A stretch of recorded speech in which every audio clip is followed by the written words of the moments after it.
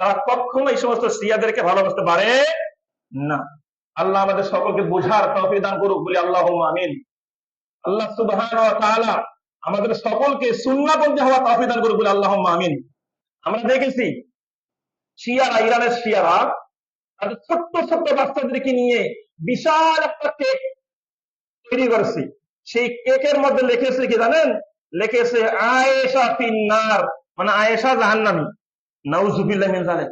আর আয়েশা যদি জাহান্নামী হয়, পৃথিবীর কোন ব্যক্তি জান্নাতে হবে? আয়েশা রাদিয়াল্লাহু আনহা জাহান্নামী, পৃথিবীর কোন ব্যক্তি জান্নাতে হবে? যে আয়েশা রাদিয়াল্লাহকে পবিত্র কোরআনে মা হিসেবে সাব্যস্ত করা হয়েছে, মুমিনদের মা হচ্ছেন আয়েশা রাদিয়াল্লাহু আনহা। আর আয়েশা রাদিয়াল্লাহু আনহাকে সাহাবীদের কাছের মনে করে তাদেরকে ভালোবাসি আমরা, সেই রকম মুসলমান আমরা। আল্লাহ আমাদেরকে বুঝার তৌফিক দান করুক, বলি আল্লাহুম্মা আমিন। আয়েশা রাদিয়াল্লাহু আনহা আমাদের প্রাণের চেয়ে তার মূল্য বেশি। আমাদের সকলের প্রাণ তাদের উৎসর্গ করতে সবসময় কি প্রস্তুত রয়েছে, তাদের সম্মান রক্ষা করার জন্য সবসময় আমরা কি রয়েছি? প্রস্তুত রয়েছি। সাহাবেদের সম্মান নষ্ট হবে এইরকম কোন কাজ কোন মুসলিম কোশ্চিন কালো করতে পারে না।